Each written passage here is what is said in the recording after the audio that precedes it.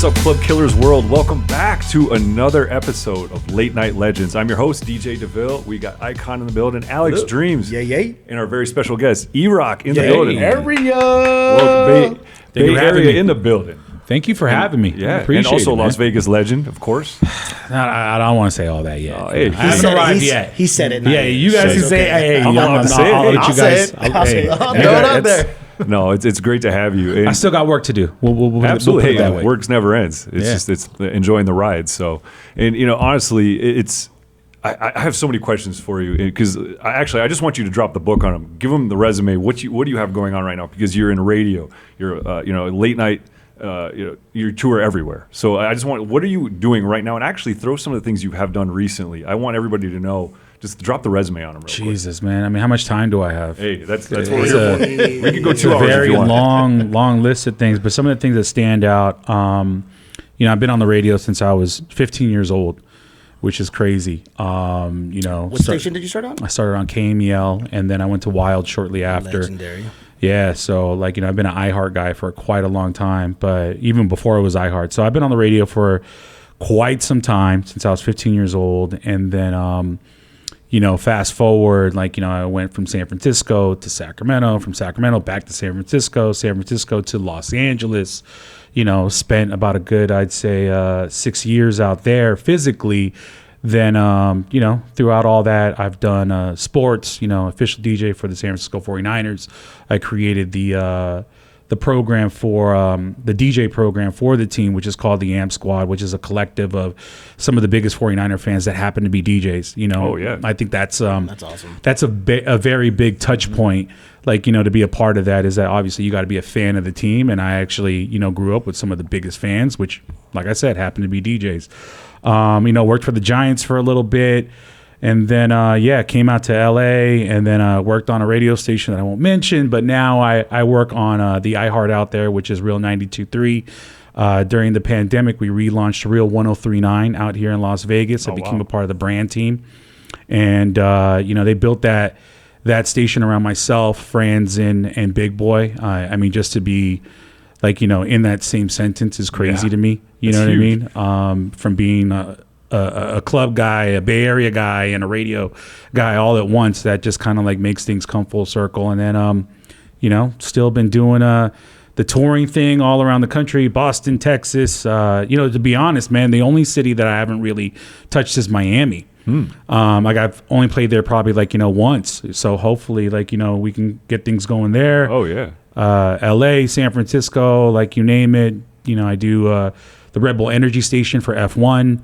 I do that every year. Nice. And recently just started doing some stuff with Puma, with some of the Run Club events and stuff. And man, it's been a long ride. I mean, I can keep on going. There's so many other things, that I've been a part of that it's man, I they're all special to me. It's like asking me which kid do you love the most? You can't you want to sit there and you want to just tell all the great things that about each child, but it's just almost impossible. It's cool because I started on radio at the same time and I didn't go anywhere with it. It's so funny because I think I was 16.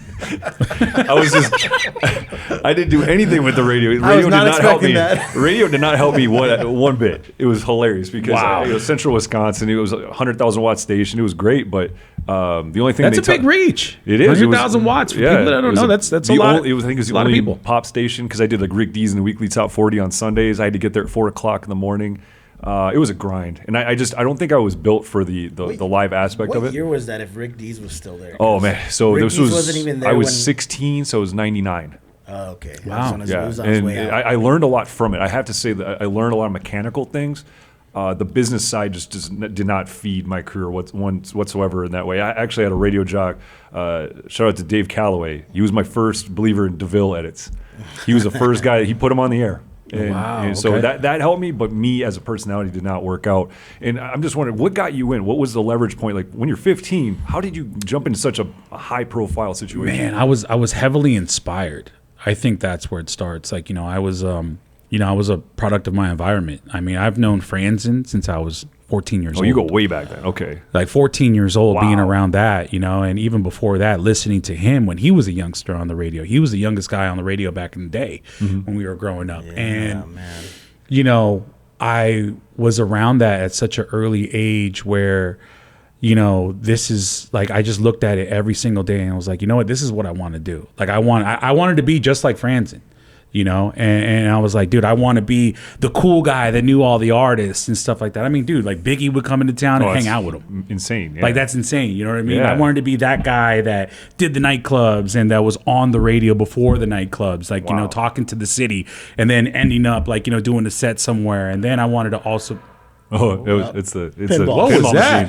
Oh, shit. Pinball machine talking That to was Vince McMahon. He's still here from WrestleMania. Jeez. I was like, yo, you got ghosts in this motherfucker? God damn. The ghost of Vince Alex, McMahon. put the gimp away. Put the gimp away. Got Golem in the bathroom real quick. Nah, but you know, I was just like, I wanted to be, you know, very similar. Like, you know, so I modeled, like, you know, like my early years of my career around, like, you know, what I saw.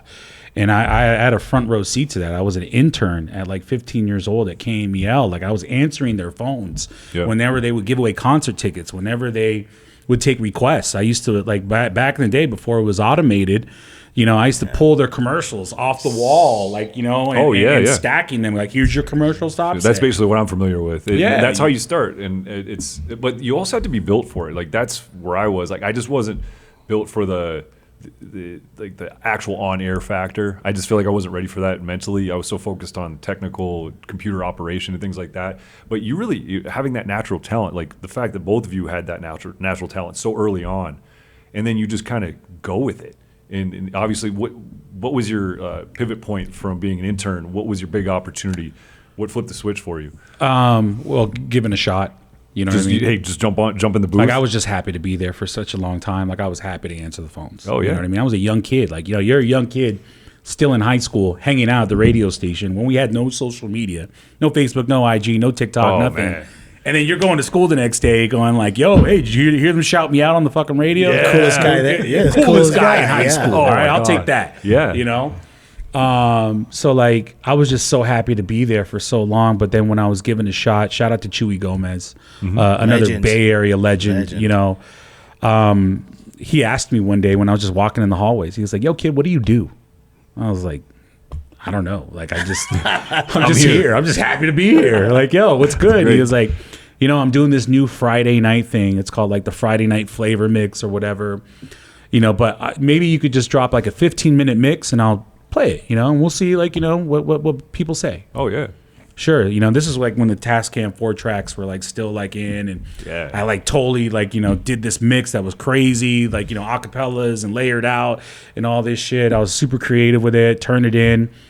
And, you know, I remember hearing myself on the radio for the very first time. And I was sitting there with my dad, with my mom. I was at home. I was 15. I didn't go out. Like, you know what I mean? Like, I was just like 15, 16 years old, just geeking out, going like, holy shit. Like, I'm on KMEL right now. This is insanity, you know? Yeah. And I remember going to high school. You know, I remember while I was still in high school, I remember going to school the next day and everyone in school heard me. Oh, man. And that was just like the most euphoric high I had ever experienced, you know, in my teens. You know, I got on the radio before I got my driver's license. Yeah. You know, crazy. That's amazing. But yeah, that was the pivotal point, man. Like, you know, once I got on and I felt that rush and that high of just like being able to impact, you know, whether it was like, you know, creating that moment for somebody to have a good night. Oh, yeah. To, you know, to have a good car ride, whichever, like, you know, that was like, you know, what made me sit there and go like, yo, this is really what I want to do. What about the music promos? Think about that. Like, your access to music, Yeah, especially that was time a frame. perk that was like insane. I remember getting a Hypnotized Biggie promo 12-inch. Oh, that's time. big, and you have You a know. huge advantage against a lot of other DJs in the space. Like, when did you actually start DJ? How old were you? I was 11. Okay, wow, you started really early. Really then. young. Yeah, I was 11. I was 15, 16. So like, but just the music access, especially at a time when it's really a challenge to get music. It's not like when you have record pools and internet and just tons of resources that we have today. That was a really serious. I think that's when radio DJs really had a massive leverage point over any other DJ because of your music catalog. It was like everybody can get MP3s now. You Yeah. get the same copy of everything. Think about it, you had probably exclusive promos and The promo 12-inch game back in the day was insanity. yeah. Like whenever you got something, was a I remember short getting list of people. MC Light keeping on or whatever, or hit Biggie Hypnotize. Yeah. Like before everybody, like not even like the Bad Boy label on it. It was the white label, Right. like the test press, or Early something. press. early, Yeah. and getting that before everybody. Yeah. Like, That it was just that was such insane. an exclusive expence, and also something that you could present to any venue that you want to DJ. Hey, look, I've got probably the best libraries in the city. That's not a conversation you have anymore. I would take the extra promos so the other DJs wouldn't get them. I'd be like, I don't want them playing the same thing as me. I better get it because I got it there at 5 a.m. Well, not only that, I mean, back in the day, and DJs nowadays don't have to worry about this, but your vinyls would burn out. Oh yeah. Like you would get that one sound effect, and right before you throw it, damn it, I need a new, dude, you know what I mean? So like, grabbing, I would do the same thing. I would grab like multiple. Or when I'd go to the record store, Yeah. Yeah. Stacks and Cerritos, I would go get, because I didn't really play hip hop, and I would go and I would buy I would buy 4 copies, which is crazy because it's like I was paying, I think they were like $6.99 at the time.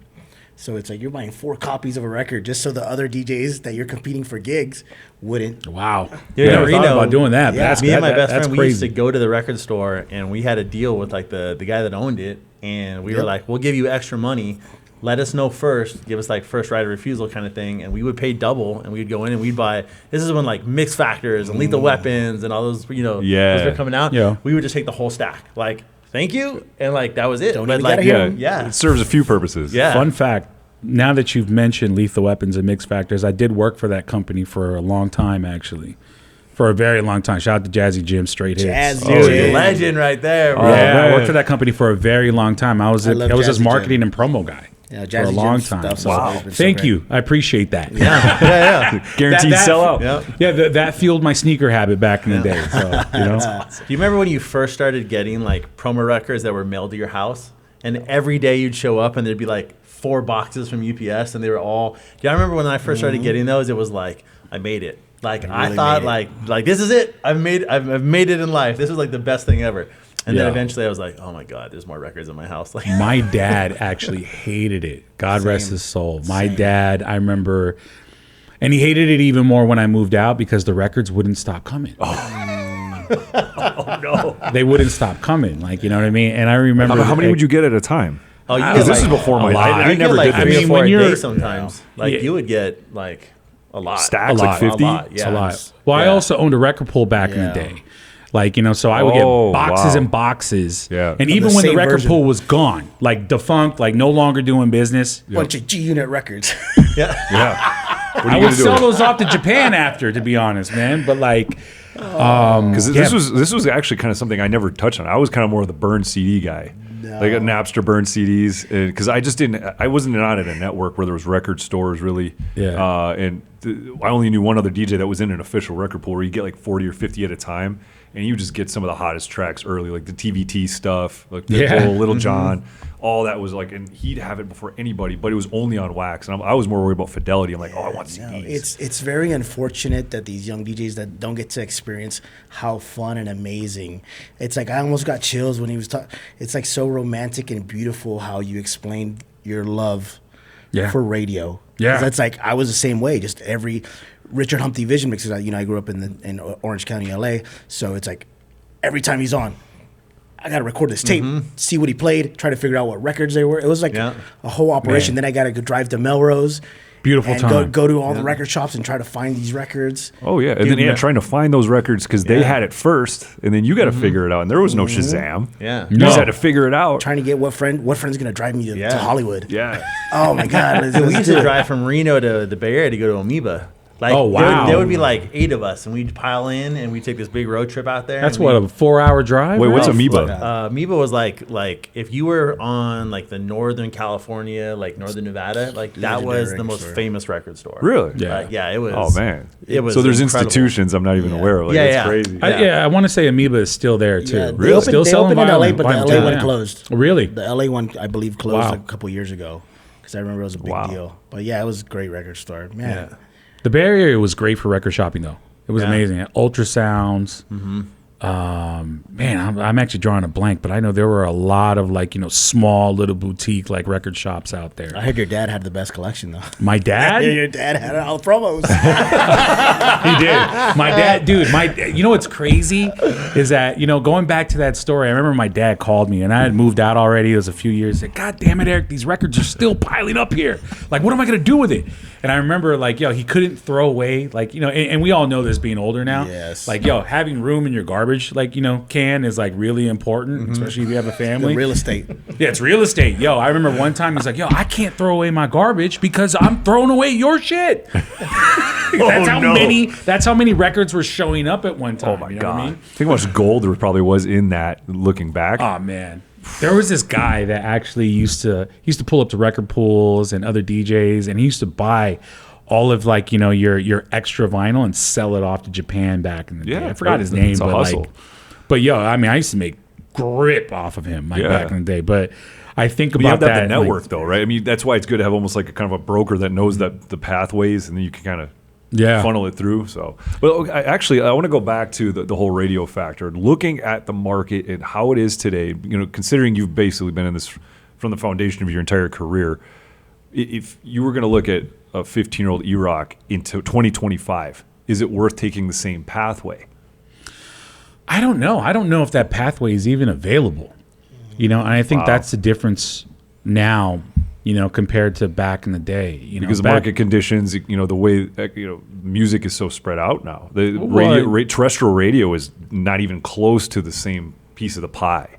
Yeah, I mean, but you're so far evolved into it. You're just built into the iHeartRadio thing. For sure. You're kind of baked into the culture versus now if you had to like work your way through those rungs in the ladder, it's just not that many rungs to work on anymore, right? Nah, yeah. And that's the thing. It's like, I mean, if you didn't get into it, I don't want to be discouraging, but it's like, it's very hard for someone like myself to even maintain a brand in radio. I mean, there's so much more that you have to do now compared to like what we had to do then. Before, we would do our mixes, we would get on the radio, and then we would go to the clubs, and that was like your weekend of engagement.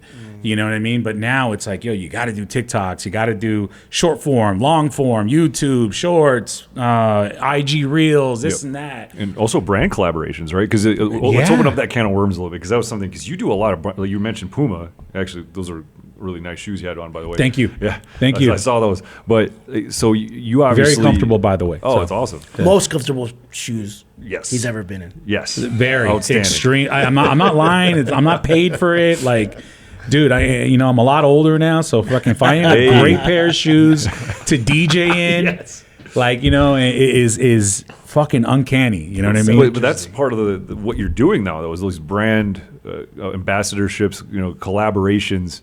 That's such an important part of your brand, right? Yes. Because let's open that up a little bit. Like, what was like a big opportunity for you along the way that kind of really changed the trajectory of your career? How did that look? Like, what's like a big opportunity that just landed in your lap from radio, turned into something else? Like, is something come to mind? Well, from radio, I went to running nightclubs, and then I started to see like, what the power behind a certain brand was. Like, I built a brand in the Bay Area called Infusion Lounge. Oh, okay. That's where we met. And that's where we met. Icon used to be a resident there for many years. And our angle was bringing Vegas nightlife to San Francisco without hopping on the airplane. That was like our big pitch, Oh, it's huge. And that was like my first, it was my first instance where, I sat in meetings. I had no corporate experience. I didn't know how to do a spreadsheet. I didn't know anything. I just knew how to DJ and throw parties. That's it,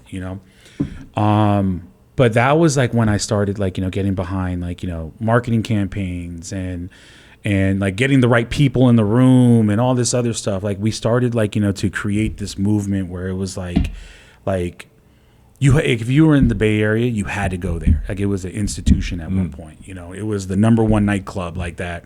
If you went there, you knew that you were going to leave satisfied. And just like from going through that whole entire experience for, I don't know, how long was I there? About 8 years, 9 years? A long time. Probably, yeah. I would say, I'd probably say like 8 Pretty years. much, yeah, for a majority of its What was the lifetime. years? What was like? When was It this opened time frame? 2009. Okay. Okay. Yeah, 2009, like in the height of the mashup era, you know? Yep. Like when Vegas nightlife was just like, yo, like, you know. That's when I first started coming to Vegas. Really? Yeah, I was a tourist in 09. Oh, wow. There he is.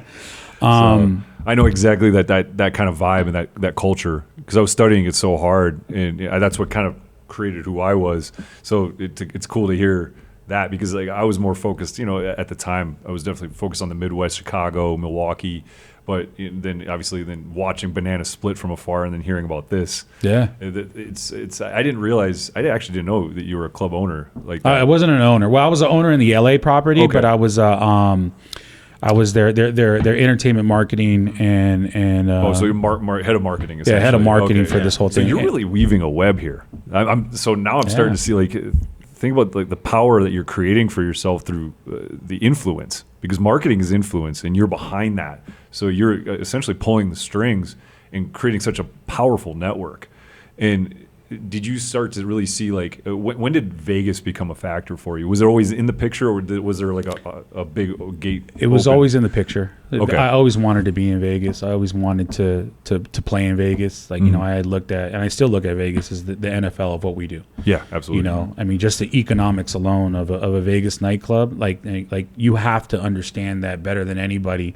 Like, you know, if you're behind the decks and you're captaining the ship for whether it's 90 minutes, 2 hours, or even 5 hours, depending on where you're at, like that, those economics are, it's insane. When you dive into it, you're just like, holy shit, like this happens here and that, what? Yeah. Like if I put this puzzle piece here and this and that, like that happens and you make that much money, holy shit. But you're considering you were part of an institution and that marketing in one city, and then did you just kind of get installed into Vegas as a headliner immediately, or did you kind of quote unquote work your way up? Here, great story. So one of my first times in Vegas was at Body English. And the way I got in was I just used to hang out just faithfully, like, you know, in the DJ booth. I used to hang out with Vice, used to hang out with Five, like, you know, I would just be in there. I mean, I was just a fan. Oh, yeah. Like, you know, I was just happy just to be able to drink from their drink tickets. We didn't even get bottles back then. Oh, drink tickets. Yeah. We got like stacks of drink tickets, you know, but I got in and I remember I bombed like crazy. No way. Yeah, I bombed, man. I played World Hold On. I'll never forget that moment. I played World Hold On. Like my tryout, killed it, destroyed it. But it was only 10 minutes. Like, yo, you put me in fucking 2 hours. Like, yo, an hour in, I play World Hold On, and you know you got to get out of that song at a certain point, or that It's kind of hard to get out of too. Yeah. Yeah. that bridge hits, Yeah. and there's no music. It's just fucking just like synths and people vocal. of the sky. Yeah. Oh yeah, exactly. Yeah. Know what I'm talking about, man. Yeah, exactly. Yo, so and I remember, the guy that ran the club at the time comes up to me, taps on my shoulder, and the people are leaving, and I'm watching the dance floor just fucking clear, you know, and I'm just like, holy shit, I fucked up. So yeah, the guy that's running the club right now, he's probably gonna see this, but he taps on my shoulder and he says, "Hey, it's not your night tonight, man." I was like, "Fuck, all right, shit." I remember I walked out. I just felt super defeated. I was just crushed, right? I have the footage. You remember those flip cams? Yeah. Oh, yeah. I remember I was talking into the flip cam, and I was like, dude, I'm going to be back. Like that George Kittle moment when they lost the Super Bowl. I'm going to be back, and I'm going to be back with a vengeance. And I remember I have it somewhere on a laptop. I'm going to find it. I'm going to post it, and it's going to be insane. But I remember the way I got back in was I was running this nightclub, so I had a better understanding of energy, music flow, business, customership, like retention, all that. I came in with a whole new set of eyes. I got in because I knew Dave G. Remember Dave G? Yeah, I still talk to him to this day. Shout out to my brother right there. I remember we did this thing where I was like, hey, I've got this customer that comes into Infusion Lounge every single week, and he spends like $20,000. Oh man, we want to go to Vegas. Can I DJ a gig or whichever? And he was like, yeah, I'll make that happen. So we did this whole thing where I came in, I brought him in. He spent $70,000 that night. oh my god, Those don't even happen. Those nights don't even happen anymore. No. Wow. You know what I mean? That was at the Palms, right? No, it was at Jet. Oh, okay. Jet. Yeah. Fun fact about that whole entire thing was that and he's one of my best friends, Mustafa Abdi. He hated me that night. He hated me, and we talk about it all the time. He's like, yo, the first time that E-Rock ever played, for me in Vegas, he played all house music, and it was a Monday night at Jet. It was all hip hop, and I was losing my mind. I was like, God, I fucking hated this guy, but he had a customer. Yeah. So I got back into Vegas after that first debacle.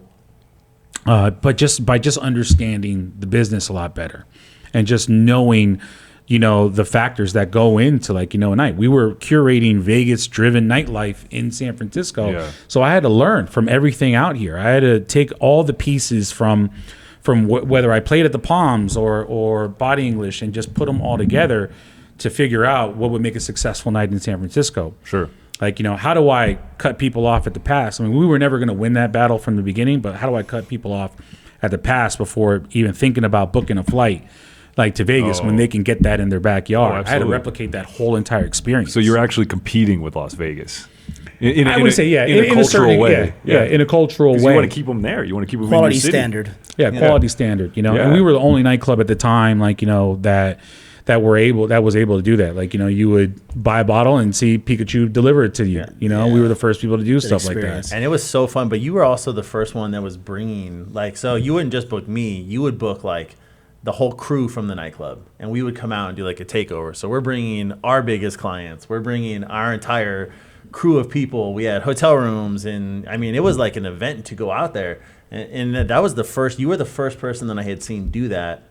And then it was funny because you did it, and then so many other markets started replicating it. Yeah. I was like, this is such a good idea. So it's like an entourage booking almost. Yeah, essentially, yeah. We did Vegas takes over the Bay and stuff like that. Actually, I probably have agency takeover kind of thing. Yeah, so it'd be a couple of DJs. You get the marketing directors. Everybody would bring your biggest client. They all wanted to travel with you, so it was a big thing. And to his point, you'd show up, and our friends were guys that had a lot of money and they wanted to party. So it was a great night for the club. It was a great night for us because from a marketing standpoint, and let's be honest, it was a great night for Icon. It was a great night. Pull up the video. Pull it up. Cue the video. Roll it. Kellen, we need you. Let's be honest, they're all great nights for Icon. Going back to Jet. Right, I know it's a hip hop night. It was a hip hop night on Mondays, and those that don't know, Jet was at the old Mirage, which will be the new Hard Rock on the Strip. It was a hip hop night, but you were playing house, which to me you've always kind of been leaning more as a hip hop DJ. Were you playing house music because of that client, or were you just kind of in the mode yo, I'm in Vegas, I gotta play? Yeah, because just being kind of green, right? Yeah, I was. I think I was just very green. It was one of my first nights out here, and I remember. Just not necessarily know the landscape well. I didn't know it was a hip hop night. I just played You're just happy to be in Vegas. I was just happy to be in Vegas, and I was playing a lot of dance music and stuff, and it was just naturally what I felt at that night, But I didn't know it was a curated hip hop night though. But back then though, it was totally different because a lot of people don't realize this. If you came to Vegas Friday, Saturday, most of the clubs were EDM, but all the local nights were hip hop. It was almost like Miami. You'd go to Miami, Live is Friday, Saturday, big EDM. Live Sundays, all hip hop. Mokai Monday, all hip hops and Latin. Wow. You know what I mean? Yeah. So you didn't know that unless you were kind of going to those local nights. So it was really easy for someone to fly in and be like, cool, they're killing it, and then all of a sudden, you don't know what you don't know, right? Right, yeah. Well, I learned all that though once I started figuring out that there were local nights during the week here. As a younger, guy in my 20s coming to Vegas early, in San Francisco, we didn't have weekday programs really. We just didn't, And so I would book flights and come out here on a Monday, a Tuesday, a Wednesday or something like that and book the first flight out and just come back home stinking drunk. You know what I mean? Crazy. And just be God damn, did that just happen? It was only Tuesday. It was and I still got the weekend ahead of me. Yeah. That was insane, Wow. But I didn't learn about the weekday stuff and just the local I don't know, what do you want to call it, texture, what it was until I started coming here on Sunday. I remember my first time I think was a Sunday at Body English, and I remember Vice was yo, this is what we do every Sunday. I'm like, get the fuck out of here. Oh my That's god. It's insane here. Yeah. Like the lines are packed. This Yeah. and that. People can't get in. Like this is crazy. Yeah. Sunday in San Francisco. Guess what I'm doing? Going to bed right now. I have no choice. I have nothing to do. Right. So actually, talking about now, I really like how I'm going to use that phrase again, weaving the web. Yeah. Because now you're starting to deal with celebrities. Like, did you start to become friends with certain celebrities, and also because of your artist relation factor as a radio and touring DJ, did that become a factor, or almost an expectation from people that wanted to book you? It started to really all come together. I was on Wild 94.9, and I was running the hottest nightclub in San Francisco at the time. Life is good. Life was great. You know, I was the guy that was on from 6 to 10 before the nightclub was popping. Man. Yeah. You know, on Saturday nights, and then I would go to the club and do what I do. You know, or just literally mingle, like, and network, like meet different customers, just building my network. You know what I mean? But then once. Oh, there's the pinball machine again. Vince McMahon. talking. There he is. You got ghosts in here, man. Ghosts, man. I'm getting spooked. But yeah, I remember during the time where LMFAO was like really, really starting to get a they were starting to get just They had super that movement, right? Super motion, like, all around the country. And I was really good friends with her manager at the time. His name was Renee McLean. Mm-hmm. And then I remember, like, I just had this idea in my head. I was like, yo, well, what if I help you blow this record up, which is already kind of blowing up in the clubs, but I kind of help you translate that on radio. And let's figure out how to bring them out. And we'll do this whole entire promotion on the radio. We'll give away tickets and, this and that and da-da-da-da. And he was like, dude, that's actually a great idea. All right, guys, I want to take a quick break from the podcast. And as a special thank you for tuning in, Late Night Legends wants to offer you guys 15% off at the CLUBKILLERS.com store. It's super easy. All you got to do is go to CLUBKILLERS.com, go to the store, pick out your favorite merch, and when you go to the checkout window, enter the code LateNight15. Thank you guys for watching. Let's get back to the podcast. I mean, it was a movement. I mean, they kind of changed the tapestry of pop music for a good while there. I mean, it really was. It was so good, and it just stopped. It came and went so quickly. I wish they would come back. We'll get Red in here. We'll get I know, right? I feel like we need it right now. Right? He's playing tennis now. Playing tennis now. That's pretty dope. I haven't talked to Sky Blue in a long time, Yeah. but we follow each other on Instagram and stuff. But I haven't, maybe this is a sign for me to reach out and just kind of see what they're up to. But I wish they would come back. I ran into him at the airport, I don't know, last year at some point. Oh shit! Really? Dude, he looks totally different. Wow. Totally different. I almost didn't recognize him. But Oh, man. yeah, seems like he's doing good though. I love those guys. Those guys really, especially when they popped off, they really put a stamp of approval on me, coming up and whether it was in the nightclub scene in San Francisco or even here in Vegas, I was always around them and stuff. I mean, I didn't take it to the point where I was wearing zebra print or anything, but Come on, bro. We were all good friends. Weren't you at the Palms when they were at the Palms? I remember Dave Fogg was there. He was the music director there, and I remember. I think I left during the Dave Fogg era. Ian Fletcher. Yeah. He had emailed me. He's like, "Hey, I want you to be the first guy to play Party Rock Anthem on the radio," which you probably told all the radio DJs. Probably but did. it was around New Year's. I forgot when, but they were doing. Yeah, they're gonna premiere it tonight at Rain. Oh wow! So it was before. I think I was. I don't know. Yeah, so long, it was- so it long was a time ago now. Crazy time. Yeah, I don't know. It's so, no pun intended, very foggy. In my head, I was just Shout out Dave Fogg. Yeah, shout out Dave Fogg, man. I remember having now that I live here, it's crazy. Remember when he first came to the Palms, and then we had lunch at Metro Pizza. He loves Metro Pizza. That's funny. Yeah. When he booked me at X's, I think the first place he took me to was Metro Pizza. Yeah, I see a pattern here, Dave. I thought We, I was the only one. we went to lunch there, man, and I passed by that Metro Pizza. I was like, holy shit, right it's there still by there? UNLV, right? Yep. Yeah, right there. Shout out to Dave, man. Yeah, Good man, guy he was right tight. there. Remember, he was the first one booking Diplo and Dylan Francis. Yeah, he was And they kind were of a just- they were just- groundbreaker. They were just losing money. It just the climate wasn't right yet. Well, it was ahead of the curve. Yeah, he was I ahead mean, of you the kind of curve. somebody had to start the trend, true, right? but I that mean, was- that was something. I feel like He was a visionary, man. Oh, yeah. Super visionary. when Well, it I came mean, to I that. feel like right now there's I wanted to ask you about this too. Is there was a lot of risk being taken maybe 10, 15 years ago. I feel like everything's in safe mode, in my opinion. What do you think? Do you think Vegas is playing it too safe right now, or do you think that it's just because of economical situations, the way obviously there's the stockholder situations with casinos. They have certain expectations for revenue, and that causes, we talked about this before, but like that fear-based decision making. Yeah. Do you think that there's going to be are risks being taken, just not in the spotlight? Or what do you think the climate's looking like right now?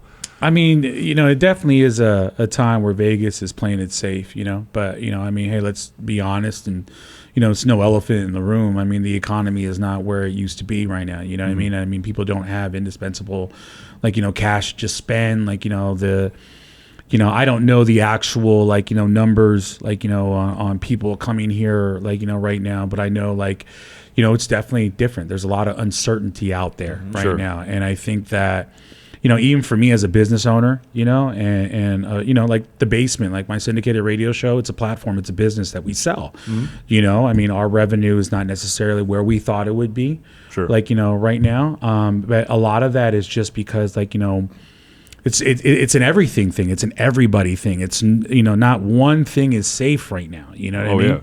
Yeah. And we're hoping for a bounce back, and we're hoping to see signs that allow people to be, okay, I'm going to take this risk a little bit more valiantly, but the only time will tell that. Well, because I think it's interesting because we were so set in our ways, talking about the 2009 era on up.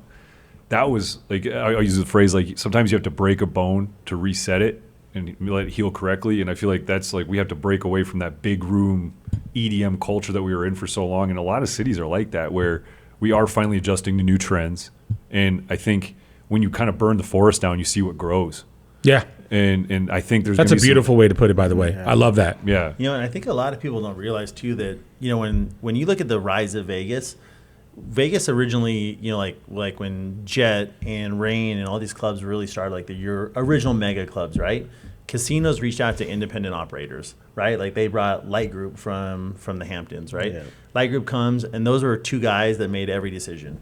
And it wasn't a corporation, it wasn't a board of directors. Yeah. You were really able, these clubs were able to be like a fighter jet versus an aircraft carrier, right? They were able to make really quick decisions. It was their own money. They didn't need casino approval. And so they were really, really able to push the limits because they did need that approval. But now you look at the Las Vegas culture, and every nightclub is a massive corporation. And so the decision-making process... That's not just Vegas. There's a lot of cities out there. Yeah, a lot of cities. Yeah. Where now it's every decision, to your point, it's not necessarily it's a fear tactic. It's you have... these bureaucracy. Yeah, exactly. It's red tape. It's not everything is accounted for. If you make a bad decision, you're going to your boss, and that boss is answering to his boss, and that boss is answering to a board of directors. And so, that's where I think that the fear-making decision comes from, because back in the day, it was like the Wild West. It was a totally different culture than it is now. God damn, it was fun. Oh my God, it was fun. It was fun. Yeah, I mean, times were just different then, man. But there's a lot of experimentation, and I think that I'm actually excited for these smaller rooms to pop off again, because I feel like there's a lot of successful small rooms everywhere, and it's really, I think that's what's going to start to drive people's interest and inspire ownership to take risks and get ballsy again. Because I think we're a little bit of a holding pattern club culturally. We're still doing a lot of the same stuff, but I see there's some brave souls doing new things. And the minute something bites, it's going to be a whole new trend, and it's going to probably shift. And I'm really excited to see where that goes. But I think Vegas is kind of that hotbed for experimentation outside. We've talked about this before, but I see a lot of things happening. What do you think about the trends? I always love to ask people about this, but the coffee shop thing and just the pizza shop. I love the coffee shop thing, to be honest. But it's just because of where I am in my life right now. Yeah, that's the only reason why I do like it. But do you think it's sustainable? Because the problem is there's no budget in that. Because the bottle culture, you look at $70,000 spenders, that causes budgets to happen, and that doesn't happen anymore. It's not happening with a latte. Very, very, very seldom. I had multiple whales, they used to come in and visit me, 20, 30, 40, 50, 70, 80. I remember I had a 110K, spend at one point at Hayes. Was that at Hayes? Hayes. Wow, right when it opened, 110. right? Yeah. But does that cause, so all of a sudden it creates, when you're getting booked during that time frame when there's that level of spender, is that kind of being built into your expectations of being booked as a DJ? It did for a long time. Because like, hey, like sometimes I can't always back this up because it's lightning striking pretty often, but it's not going to happen every night. So did you ever get like blowback? Like, oh, where's your spenders at? Did you get people giving you shit? No, not really. Because I mean, I still have a very strong following. A lot of that comes from like, you know, the nightclubs that I've ran like back in San Francisco. A lot of those people are, you know, they've either matured into like, you know, very well paying, like, you know, jobs that allow them to come to Vegas pretty often, or like, you know, people that have been fans of what I've done for decades, like, you know, that still come out here and still will call me and go, hey, I'm coming out, you know, I want to do this and this and this, and I want to make sure I support you, just like, you know, get me in a good place. All right, cool. And I still have a lot of that, you know, all that still happens on a nightly basis whenever I play. Like, you know, I think the other night where are you residents right now? Because last time I saw you was in Marquee Beach. But I'm a Tao Group guy. Yeah, so like pretty much primary like Tao Group. Primary Tao Group venues. So you know, I play Marquee, Hakkasan. I play Jewel very often. I play Tao very often. I play Marquee Beach. You know, and it's such a great relationship to have. You know, because you're basically like, you've been with them for such a long time, right? I mean, it's at this point. I mean, it's crazy because the way I ended up with them was I was an exclusive resident at Light Nightclub for a long time, Light at Mandalay Bay. Yeah. And then I saw you there as well, Yeah, when I got out of that exclusivity, you know, the first thing I wanted to do, and shout out James Ryan, he was the marketing guy at Jewel at the time, and I was like, look, you know, what I play over at Light, I do at Jewel. If I can get out of my exclusivity, I would like to do some stuff over there. And he was like, dude, yeah, absolutely, it's a home run. He went to bat for me, got me back in. You know, in good graces with those guys. And, you know, I've put together a really strong relationship with, at first, like, you know, the Hakkasan team, because it was a Hakkasan relationship that turned into a Tao Group relationship. And I even built a strong relationship with those guys, like, you know, from the Tao Group side, you know, and it's been a very, you know, happy marriage, you know, thus far. And, you know, I mean, I go in, I'm forever grateful for every opportunity that I'm given, because these are some of the biggest rooms in the world.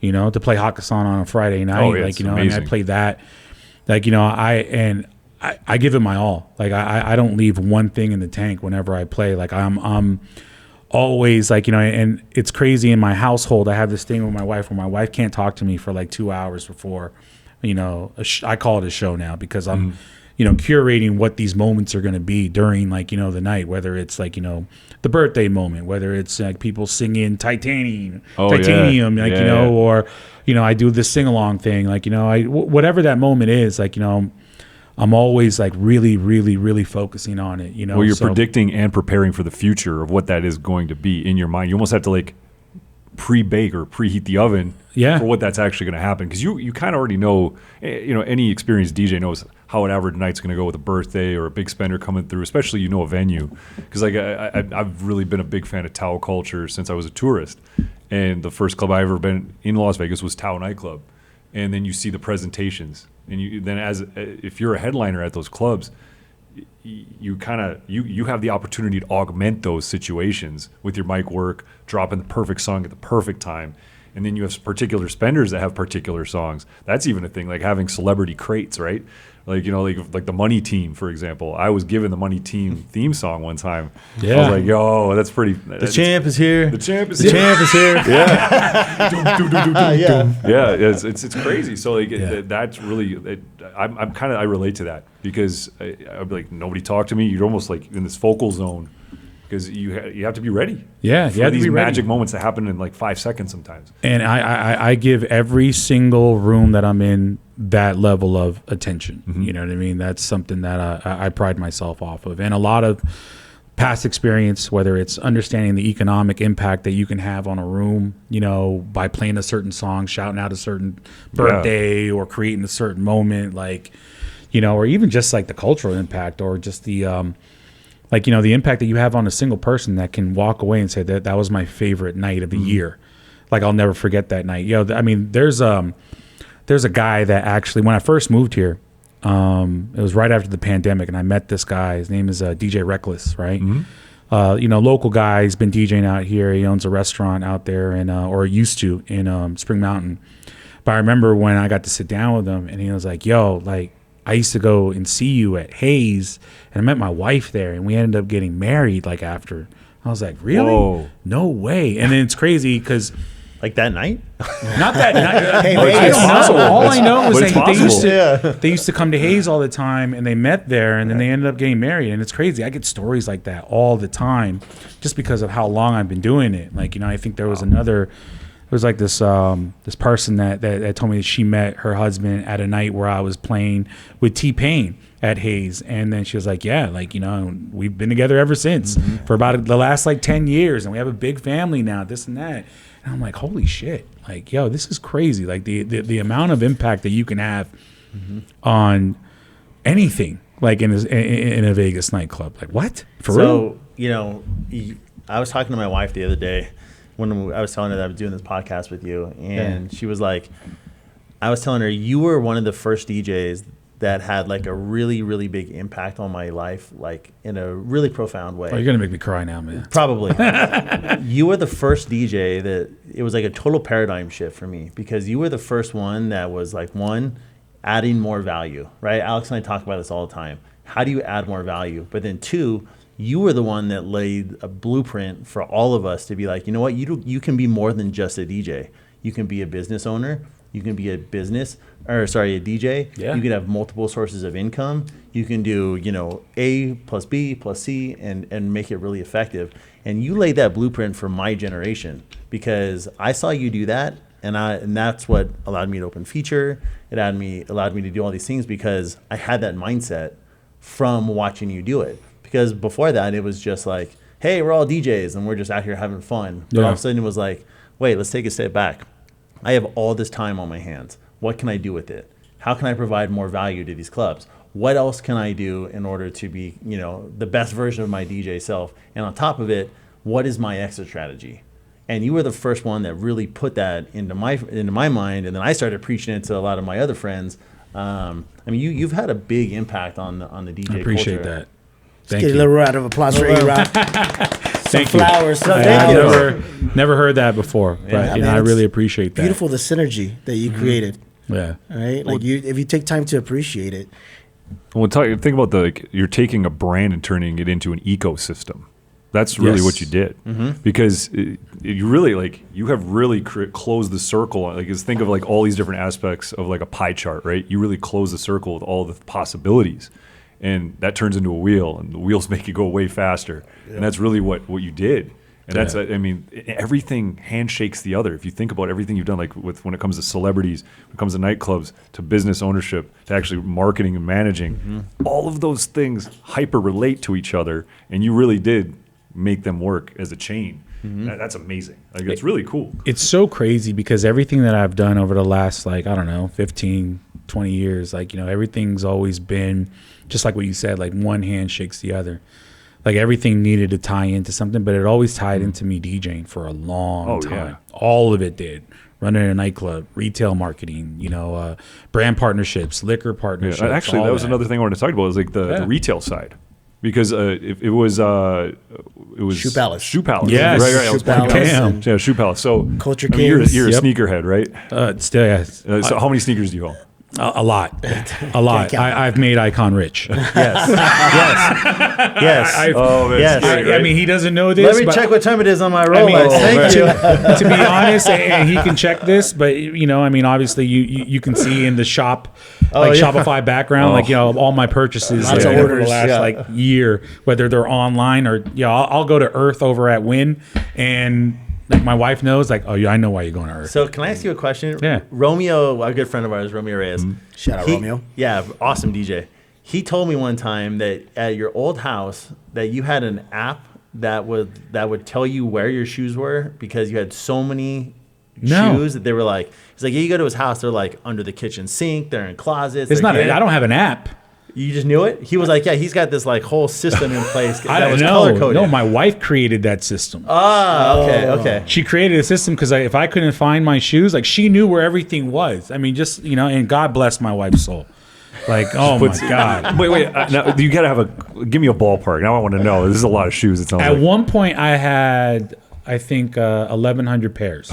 Because you're buying When I two lived of in the everything, Bay, right? yeah, I used to buy 2 of everything, and that was my when I was in the goodness. Bay Area. Run to rock, one to stock, right? Yeah, Yeah, one yeah. to rock, one to stock. nice. You know what I mean? Yeah. And, I like that. and That's the good. nightclub scene was great back Yeah. then. You know, plus shoes cost relatively super low back then. You know. Yeah. Yeah, so I think at one point it was like 1,100. Yeah. And then I decreased, and then I think right before I moved from the Bay to LA, I was at like 760. Oh my goodness. And I know that just number. the moving. If you had to move all that, Well, I've I moved my know that shoes so many number times. because I remember I called my buddy and I was like, dude, I can't move all these shoes to LA. I can't. It's just either you got to take them off me, help me sell these. He was like, bro, I got someone that will pick up all of them and just pay you like, a flat fee for like literally all of them. I say, hey, if it's fair. Yeah. He said, yeah, he'll be fair. And he'll even take like even the used pairs. I'm like, get out of here, for real? So I know that number because I did that, and that actually funded my move, my whole entire move from the Bay Area to LA. Whoa. Which is crazy. Like, like I was like, holy shit. Do you think fashion is important, or do you think fashion is shifting in the DJ culture? 'Cause for the longest time it was Yeezys, joggers, and dad hats. I don't pay Rocking attention. mine right now. I mean, yeah. I never I pay still wear attention. dad hats too. But do you think the obviously sneakerhead thing was like during the AM era was massive? Like I was, that's what got me like the flannel thing. Like, obviously working with brands. Do you see kind of like a shift changing? Do you think it even matters anymore as far as your presentation as a DJ? What do you think is going to happen in the near future? I don't know. I think for me, I never really paid attention. Like I've always kind of like, just did your own thing. I did my own thing, danced to the own, beat Yeah. my own drum. Like, when it came down to like what I wear, like, when I because there's a DJ. lot of copycat culture in DJing. When you come, like, when somebody starts doing one thing, if they're a popular DJ, a lot of other DJs start copying it. Like, I just wonder. I don't really see much happening in the fashion world right now. Like, I think the leading is a Club Killers t-shirts. Hey, there he is. Just kidding. Log on to clubkillers.com right now. Late night 15. Get your discount. No, but I don't see a lot of brands emerging that are like like a hot brand. I feel like literally everybody is kind of marching to their own drum. I mean, is that fair to say? I don't really see because I feel like when you copy. I mean, at least for me, I've never really copied like many. Maybe a few, but. Inspired. You're inspired. But I've always kind of wanted to make sure. I know, right? I always wanted to make sure that I made it my own. Yeah. You know what I mean? Yep. I've got friends that will tell me like, what's going on in LA. But then again, I'm from the Bay Area, so the Bay Area is religiously loud. Like, with what they do. Like, for instance, like, whether it's a running shoe, if it's a running shoe that's like big in LA or something like that, I'll probably buy that. But I'll buy the loudest pair because that's just me. That's the Bay Area. I'm the same way. I like bright colors on shoes. So it's just funny because like DJing and sneakers have always kind of been a synergy in my mind. But like I feel like fashion in general, because I've always been observant of it, but I just feel like it's been kind of stale lately. It feels like everything's. So you're just saying that DJs dress like shit now? I feel like a lot of them do. I feel like a lot of them do. That's what I took from that. It's like, Step your game up, ladies and gentlemen. yeah, but it's a little stale. Like I feel like being a DJ, there's a lot to be proud of. If you're on stage, it's show business. You should take it seriously. I agree with you. And I agree with you. And so when you see a slouchy DJ, it just feels like the whole thing becomes slouchy. No, I completely agree with you. 110%. And as long as you're yourself, obviously, like what you said, like as long as you're conveying an honest version of yourself and being something who you aren't, that's just being fake, and that's going to obviously translate on your brand. But as I well. believe that if it's a little dull, you should, and you're on stage, you should definitely have a little bit of pop to you. Absolutely. Like, you know what I mean? Like presentation is everything, especially in Vegas. Yeah, I mean, you see you're playing, that in Vegas. It's a big deal. It's a big deal. Like, I mean, if you're on stage for like 2,000-3,000 people at one time, like you probably should put on a shirt that looks nice. You know what I mean? It doesn't have to be a brand name, but like make it fresh. Did I ever tell you about the time when Steve Wynn complained about my outfit? Oh, okay. I got to hear this. Steve No? Wynn, Steve Wynn. Steve Wynn. He told you to your See when face. that's blind? No, he didn't. That's what I said. Man, it must have really been bad. Yeah, I don't know. It was usually I DJ'd Sundays and Mondays. I think it was a Sunday night swim, and I was wearing like True Religion jeans and like There There it it is right there. Hey, they're back. They're back. Did you have There it is right there. Christian Audigier shirt with like a bedazzled No. eagle on the back? No, it was kind of like Christian Audigier. a bright kind of like aqua flannel, and it was crazy. And he just complained about and I forgot who it was, Jesse or Cy Waits. They're like, hey man, I don't know what's going on with you, but I don't know what this is. LA Chic. I was like, wait a minute, that sounds like you're saying I look like a cholo. I look like a cholo, but then Dead Mouse comes the next day wearing almost the same outfit, and he's wearing an In-N-Out hat. But obviously it's Dead Mouse. Oh man! But yeah, I got hated on my dress code by Steve Wynn. Steve Wynn said, "This guy, he's got a face for radio." Who's this Mexican? Put him back on the radio. The crazy thing is, back Which in the probably day, was the case. Oh my God. back in the day, and Icon could attest to this, was that we had a dress code like at Light Group. I remember when I played at Hayes, I had to wear a button up. Oh yeah. And there were times where, I mean, there are pictures on the internet where I'm like literally button up and tie. Yeah. Yeah, that Really? was Yes. and especially which venue we're was that? brown, Hayes. bro. Yeah. We're brown. Hayes. We're brown brothers. So you know, Wow. Icon. Tank top, t-shirt. I've never heard Yeah. of this. No, bro, it's board shorts, a flip thing. flops. It's They're like, you're good, bro. just how they get. Hey man, you're getting a little urban, too urban tonight. I've had a club owner tell me. Keywords. Yeah. No, I've had a club owner tell me in San Francisco, and we're good friends now. But I remember he came up to me, and I used to wear like jerseys. It was like during the Hyphy movement back in the day, right? It was like totally in. Like I was like completely in line with what the crowd wears when they're not in the club. Right. I just wore what you don't wear in the club in the club. Yeah. Oh yeah. But I remember being told, like, "Hey man, you mind not coming here looking like you're gonna play basketball?" I'm like, bro, Oh, That's yeah. a good one. That's a good yeah, one. I'm like, dude, you look like you're about to go to the gym. What's going on? But this is like early 2000s. This is even before I'm running nightclubs. Peak Hyphy movement. 2006. Oh yeah, dude! I got kicked out of DJing at Disneyland in front of the castle. There was for grad nights. Did Nikki pull you by your collar? Dude, and I'm a big Disney fan for those that don't know. No, and it was peak. Tell me when to go. Peak wow. Hyphy, peak. Tell me when to go. And the guy that was in charge of the grad nights was like, hey, don't play that song. And I was like, what do you mean? It has religious references. Because Jesus had dreads. So shake them. Oh my God. And it's a bunch of Bay Area kids. And yeah, they're doing Bay the Area whole- kids used to they're- religiously take over and grad they go nights. hard. They go hard. They know the whole dance routine. I'm playing it. I don't care. And then he told me not to play it, and I just cut that part. then the next day, hey, we're gonna have DJ Drew take over the rest of the grad nights. Oh no. You know what's Oh, crazy my that you bring goodness. up that song? That was the song that changed my life. Really? Tell me when to go. Wow. God bless E40. Still got I got a sick with a tattoo right here. Like that was the song that really changed my life. How so? Early Hyphy movement. I remember, like, I was just this kid, a DJ. Like, I mean, I had obviously a strong relationship with E40. And I remember, I worked for E40 for free for a long time. And a lot of it was based off the fact that I would see what these major labels would do for all these bigger artists, right? And I would be like, yo, like, how come there's no one calling me to tell me to play your records? How come there's no one like sending me like vinyl, like, on your behalf and this and that? And, I didn't understand, like, that was just the way his deal was. Yeah. He had a P&D at the day, which is a paid in distribution. You get paid and they just distribute. You handle your own marketing and your own costs and all that. And so for years, I would be in the studio. I remember Thick and Thin was a record I helped out with. I don't know if you guys remember that record with Little Mo. But there are countless records where I would, I was in the room for, like, and whenever we dropped a record, I would be the guy calling all the DJs going like, yo, I need you to play this E40 record. And I did it because I'm from the Bay Area. He was my Jay-Z, still is my Jay-Z. You know what I mean? And at the same time, he was my big brother. Like, he taught me how to buy a house. Like, and how it was a mindset before it was even saving money. Like, he's like, yo, you want to do something? It's a mindset.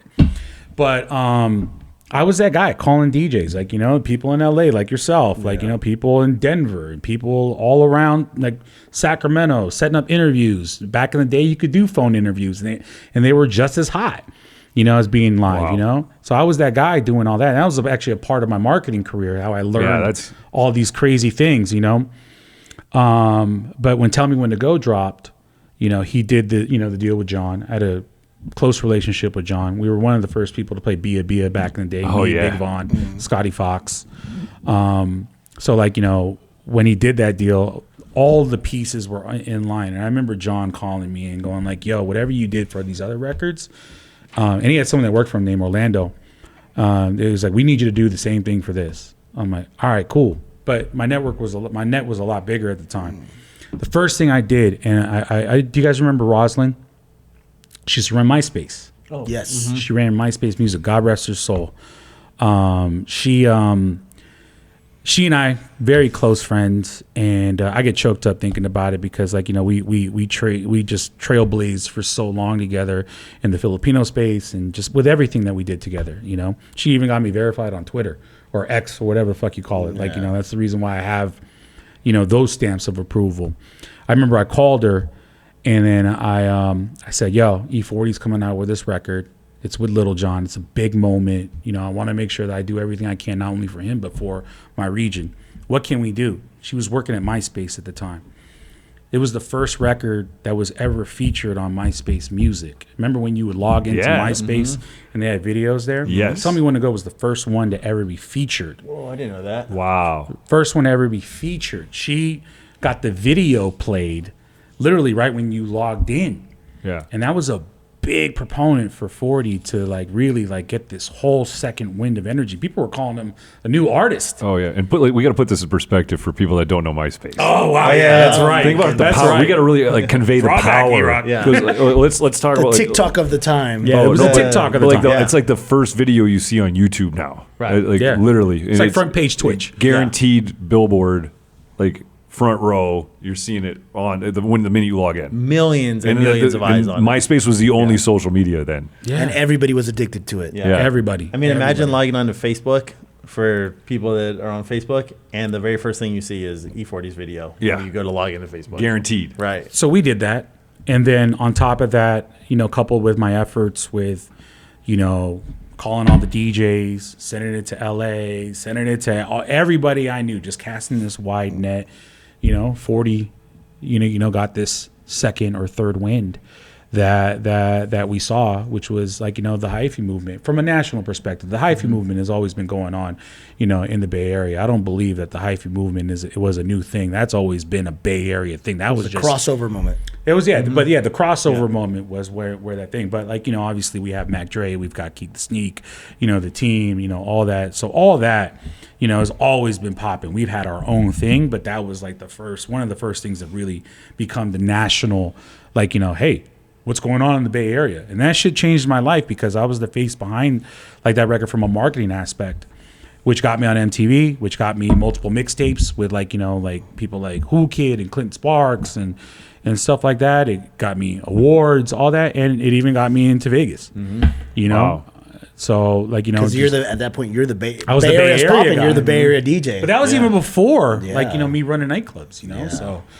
But yeah, you know that. Tell me when to go. Like that will be a you record. went, and you went, baby. Hey, you Yeah, went. I went, and I told the country where to go. And E40 will tell you, like, yo, man, I put my own blood, sweat, and tears. I think he has one more in him. Not to cut you off, but I think E40 still got he's another not done. banger. Oh, coming. E40 is not still done. cranking out music. He's love not E40. done. Yeah. And love how does E40. he's ageless. He's like a vampire. He He's still 10 looks years older exactly than the me, same. So he's in his 50s for sure. Yeah. Yeah, but he still looks like the E40. I remember when I was in Best Buy looking at CDs. You know, what was the name of the album? He's in the back of the van Federal? on the album cover. I don't know. Oh man, I can't remember. But he looks like he's taking. Obviously, he's a very wise individual. He's taking good care of himself, and he's had a very long career. Yeah. Yeah. Very long career. Yeah. Incredible. And he's done so many different dynamics. He's done essentially pop, hip hop, all the way to, you know, the very like underground hip hop and everything in between. And he seems to bounce back and forth.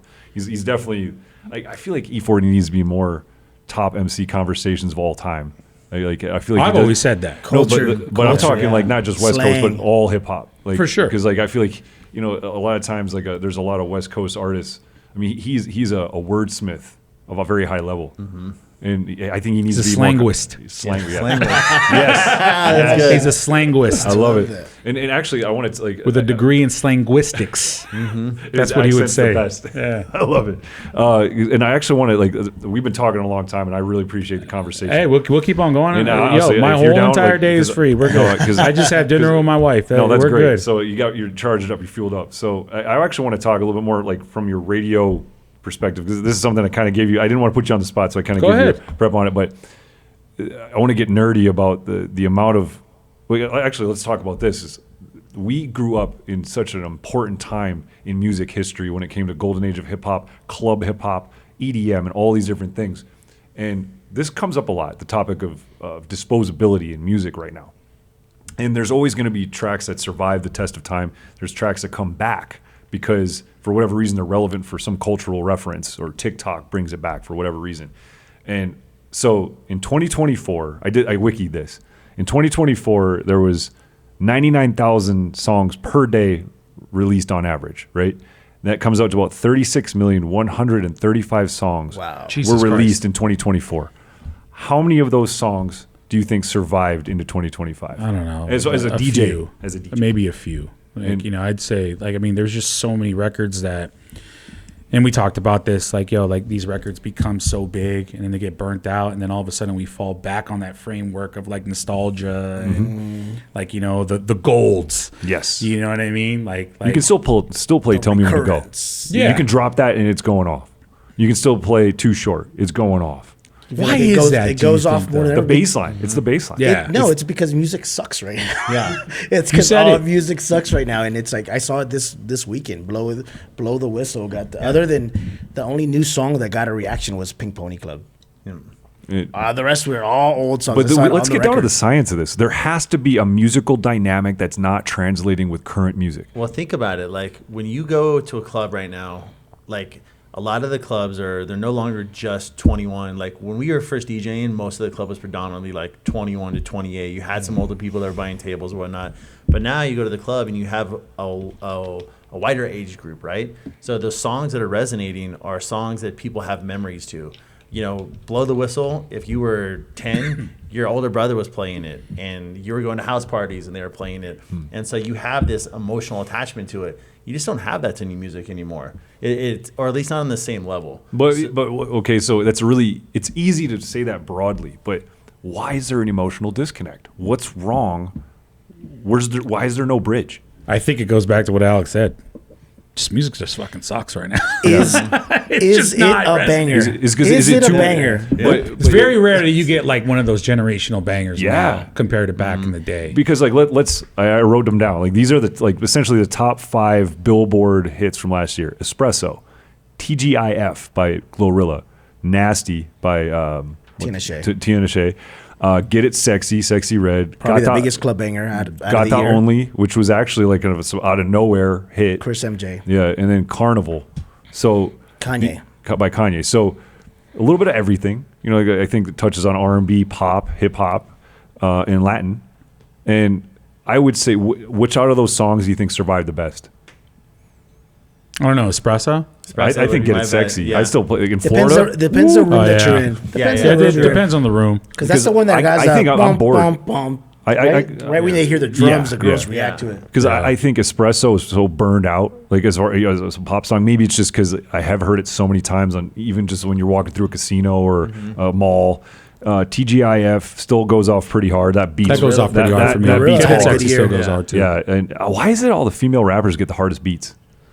They are getting the best beats right now, as far as Take Keith. DJs are concerned. Shout out to Keith. Yeah, Take Keith is crushing. Keith. Yeah, I mean, Nasty. That song got burned out pretty heavy. I feel like I heard that everywhere. There's so many edits and You can't really bootlegs. play that anymore, though. Too. Yeah, it doesn't hit. sucks. The girl. It was like had a 3-month run with the ladies, and Well, plus you think about like the avenues that people consume music now. Like, before it was just like radio and like house parties or clubs. Like, there were like 3 or 4 different avenues where music would get burnt. Now it's like, it's everywhere. It's TikTok, it's Reels, it's YouTube, it's the mall. Yeah. It's everywhere. Commercials, all that. Like, you look at it and you're just like, like the burn factor happens a lot more often with these records than any other time before. And one factor is that I know girls that will sit there and listen to a song they love all day, all week. They'll just sit on repeat. on repeat. And My it's- wife does that with TV shows. It's like, what? How could you do this? Yeah, Yeah. and That's consider my daughter right there. Yeah. Dude, Yeah. You literally just spelled out What's, exactly what what's my her daughter- banger?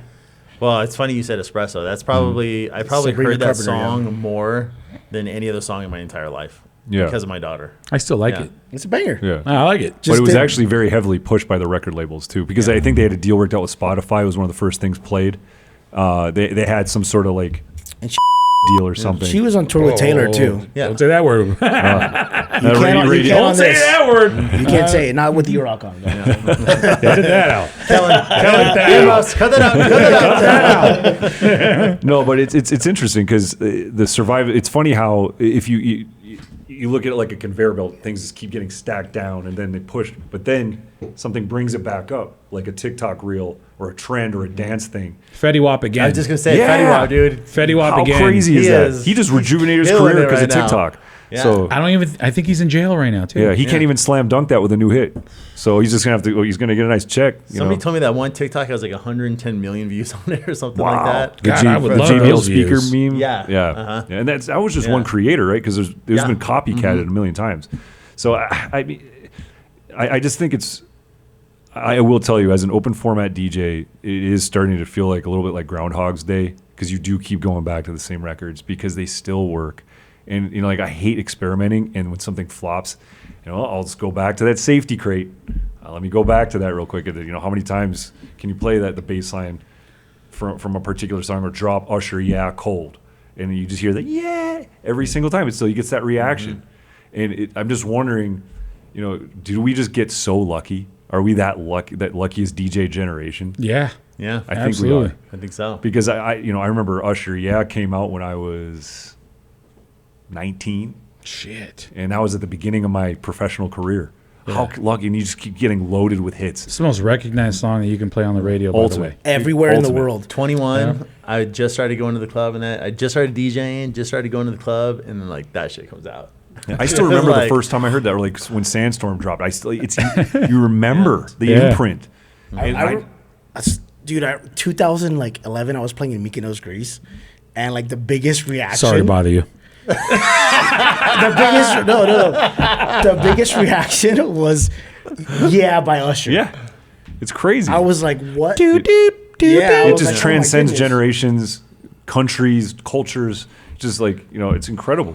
But what does it take for music to get back to that, though? Because, Experimentation, I think. Yeah. Because there's a copycat culture in beat making now. Because I did watch an art. I can't remember what it was somebody like Rick Rubin, or they were talking to him about this, and there's a certain level of musicality that's missing right now because the accessibility to DAWs, Fruity Loops, Ableton, it's so easy to make a beat, but it's very hard to make a song. Very. And that's the difference. Because you think about how many talented musicians were in a band like Earth, Wind, and Fire.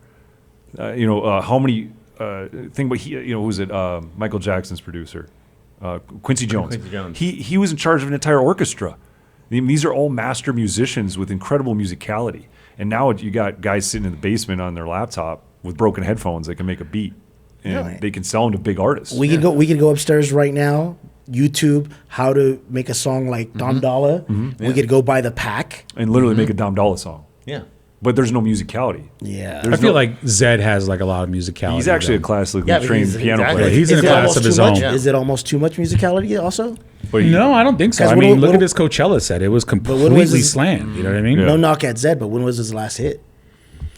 I mean, he's got Selena timeless Gomez? music, I think, right now. Like, I think, like, out of all the artists, like, I think that Zed, and I've always said this, like, I remember the first time I heard Spectrum, I never heard a dance Spectrum record was like that. amazing. I love I Spectrum. was Such like, a good get song. the fuck out of here. This shit is so But that's- perfectly crafted. 2000.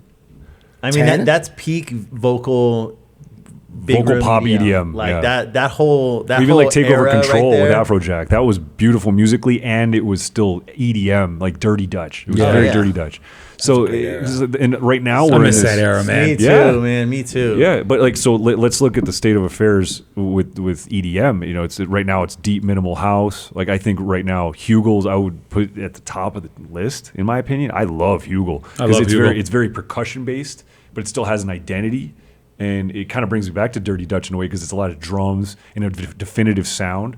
And he's bringing back dancing because even his label's called "Make the Girls Dance." Yeah. And It's I dope think ass name. dancing is coming back because of like the elemental factor of percussion. Because I'm a percussionist, I love drums, so that's what really makes me gravitate. It's like bringing back the elementals of music. So then all of a sudden, you know, this is going to evolve. You're going to see more synthesizers again. Things are going to incorporate. That musicality is going to come back. But all music has a rhythm to some degree. So I think him going back to that is really important. But at the same time, can you name what's his biggest song?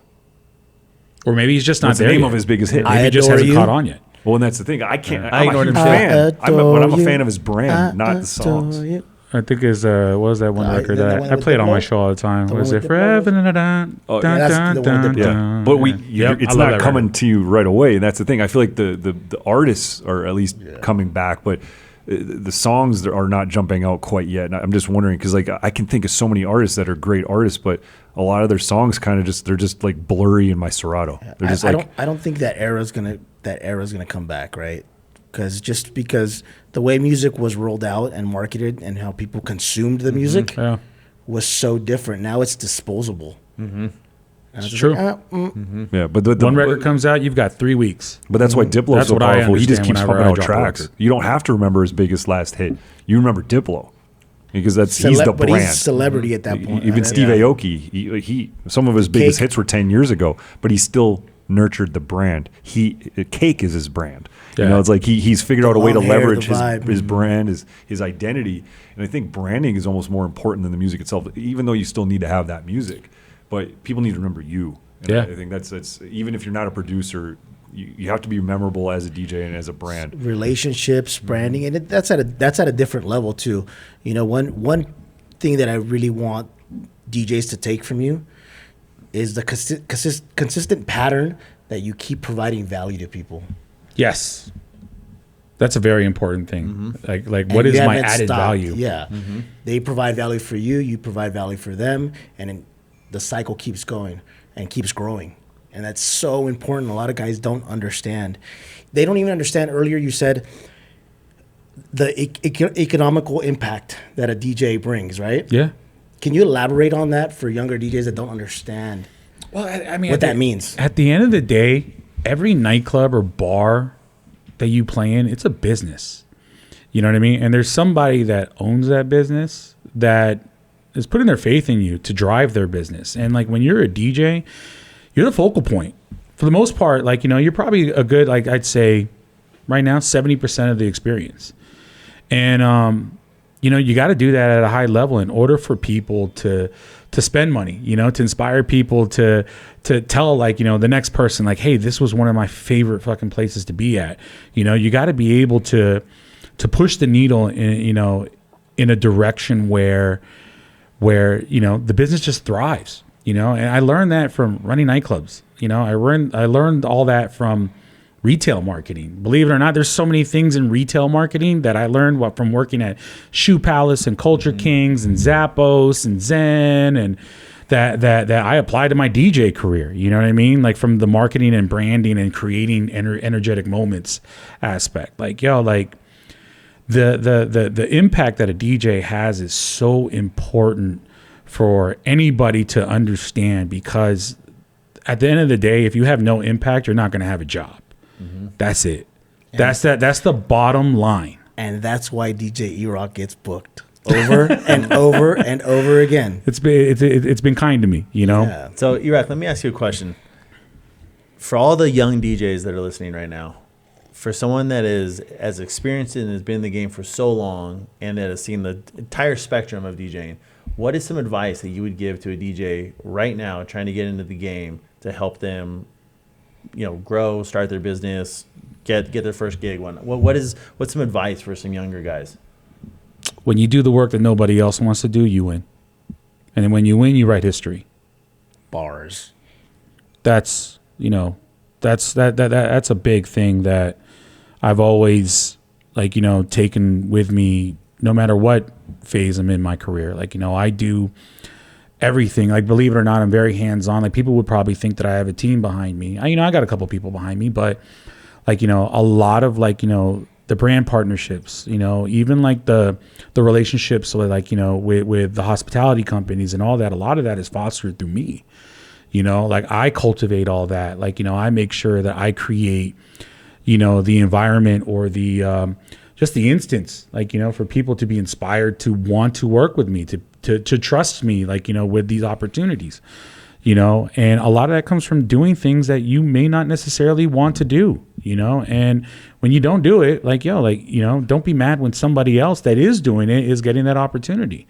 And it's crazy because, like, you know, that's happened to me right now because I've done so many things, and even I've had peers that go like, why do you do all that? Why do you do this and that? Or they'll make fun of me, you know, or say like some weird crazy comment like, oh, you don't need to do that shit.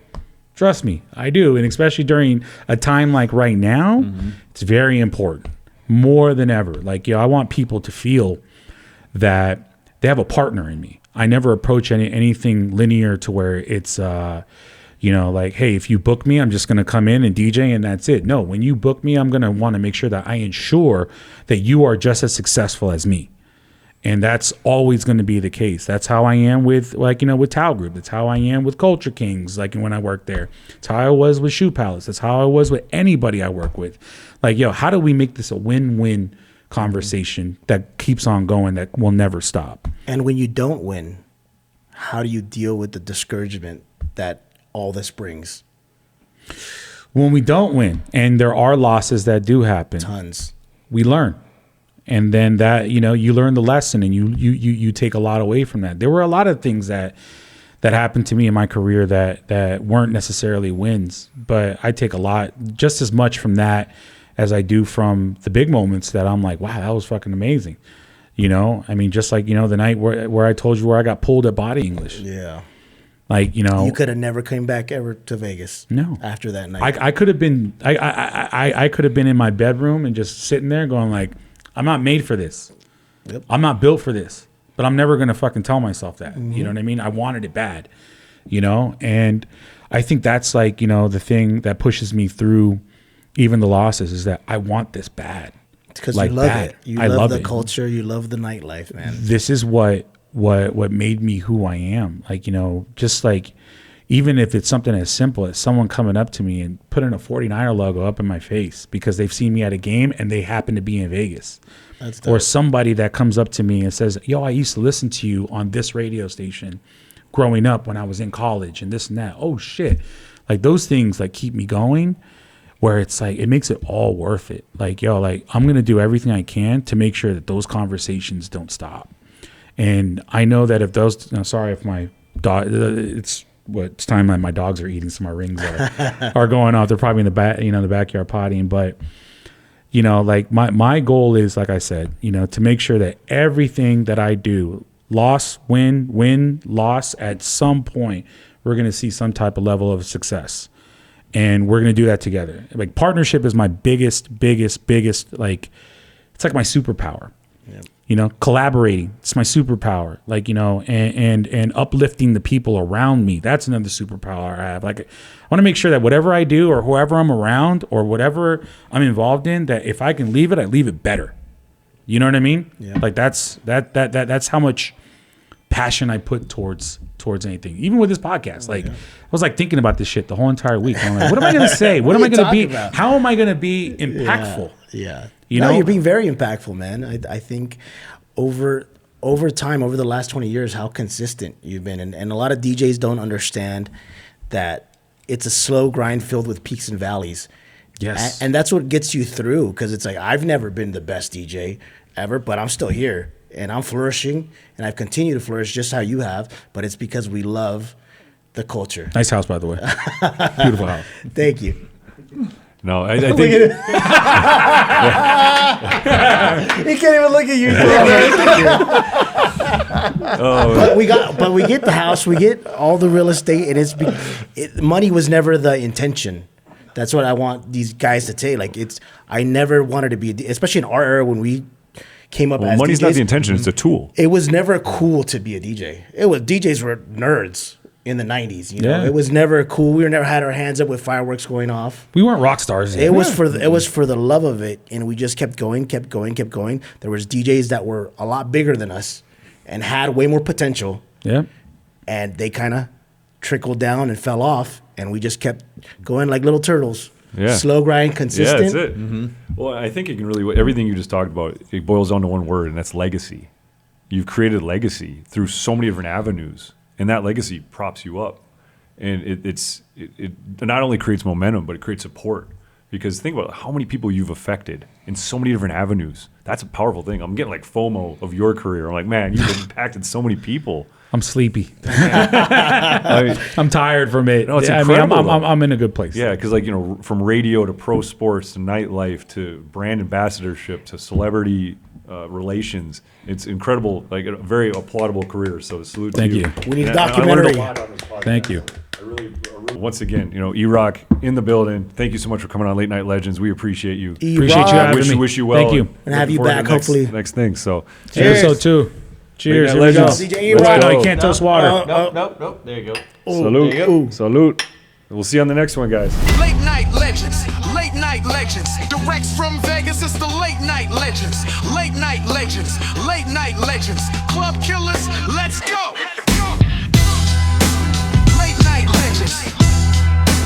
Late night legends. Direct from Vegas, the world famous Club Killers crew.